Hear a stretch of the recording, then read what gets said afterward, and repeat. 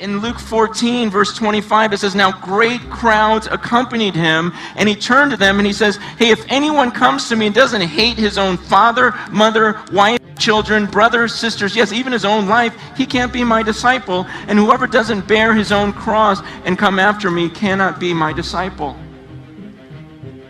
Jesus says something very strong. Again, there's a crowd. The crowd's with him, and now the crowd's following him. And Jesus doesn't say, "Man, this is great. Look at all of these people. Come back next week and bring a friend." No, he looks at the crowd. He doesn't get excited. He gets skeptical. He goes, "Wait, I'm not sure you're all supposed to be here. Are you in the right place? Because you can't really follow me unless you hate your father, mother, wife, kids, your own life. You ready to pick up a cross and die with me? If not, you're in the wrong room. That seminar's over there." You see, if Jesus were here, he would walk out those doors and say, "Look, I'm going out there, and if you want to follow me, it could be that when you walk out those doors, you never see your family again. You still want to follow me? In fact, it could be, if we walk out those doors, there may be, down on the street, there might be a bunch of crosses, and I may be asking you to walk downstairs, grab one of these crosses with me, pick up your cross, follow me, and we're going to get tortured together. You still want to go? And then we're going to be nailed to these crosses. You're going to pick up your own cross, and you're going to be nailed. You still want to follow me?" He goes, "Because unless you're willing to go the whole way, you can't be my disciple." And he makes it very clear in the next verse. He says, he goes, "Come on." He goes, "Which of you, desiring to build a tower, doesn't first sit down and count the cost, whether he has enough to complete it? Otherwise, when he's laid a foundation and isn't able to finish, all who see it will begin to mock him, saying, 'This man began to build and he wasn't able to finish.'" He goes, "Come on." He goes, "If you're going to build a tower, you're going to sit down and think through, okay, do I have enough money? Do I really want to give all of this to this building?" He goes, "Because I don't want you stopping halfway." Jesus says, you got to count the cost. He goes, "You could lose everything." It's a message that we need to give to our students. To say, listen, you know what? I can't promise you that you'll be able to keep your same friends. I'm not sure they'll still keep following you if you follow Jesus. I don't know, you might be lonely. You might lose your popularity. You might lose this relationship. You might have your own parents hate you. I think we've all run into that when kids of other religions come.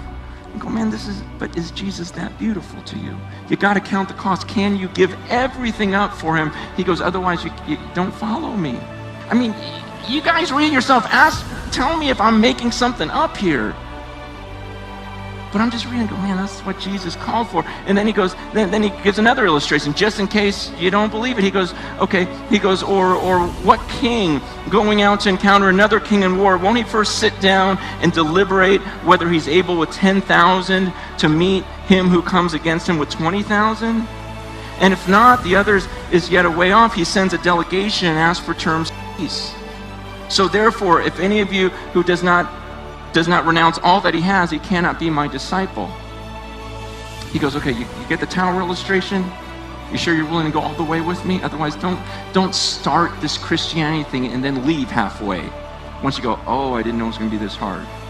He goes, it's like going to war. You don't start the battle and go, I should have never done this. He goes, think about it ahead of time. I love this battle analogy. I love this war analogy because we've forgotten what Christianity is. We forget that we're a part of an army. And that's why there's so much complaining when it gets difficult, because we thought, well, I thought Christianity was going to be this. I thought it was going to be that. And so we complain because things don't go the way we thought they were going to, because someone misled us and told us this life was going to be full of good things and easy things and fun things rather than suffering like Jesus said it would be. And start complaining. I mean, can you imagine if a soldier was in the middle of a battle and he comes running to the general or the commanding officer, he comes running in out of the battlefield and goes, man, those guys are shooting things at me. So fuck, this guy threw this thing and it exploded everywhere. You just go, well, what do you expect? We're in a war here. And I get these people who go to church and they complain about this, it's so difficult, you guys, we're at war. And Jesus says, do you understand this? Because this is where we're going. We may go to the cross. You don't get nailed to the cross. Go, that really hurt. What was that about? Another nail? You just go, man, this is what you signed up for. And then finally, this is weird. So he goes, if anyone doesn't renounce all that he has, can't be my disciple. Then he says a really weird thing. I didn't get it when I first read it, because then he goes, salt is good. What? Okay, salt is good, but if salt has lost its taste, how shall its saltiness be restored? It's of no use, either for the soil or for the manure pile. It's thrown away. He who has ears, let him hear. So after the analogy of building this tower, he goes, don't just go halfway and quit on me. And he goes, and don't, sign up for this battle unless you're ready to die for it. Then he goes, salt is good though. And he gives this, and I'm trying to figure it out, and then I go, oh, okay. Here's what he says. He goes, but if salt loses its saltiness, what can you do with it? Okay, it's just a question. Okay, suppose you have a pile of salt that has no flavor. He goes, what would you do with that? He goes, there's nothing I can do with it. He says it's no good. What does he say? It's no use either for the soil. He goes, if you put flavorless salt in soil, it's just going to mess up the soil, right? And he says this white powder stuff, he goes, it's not even good enough for the manure pile. He goes, manure, at least you can use to fertilize stuff, but this white powder with no flavor, what are you going to do with that? You throw in the manure pile, it's going to ruin the manure.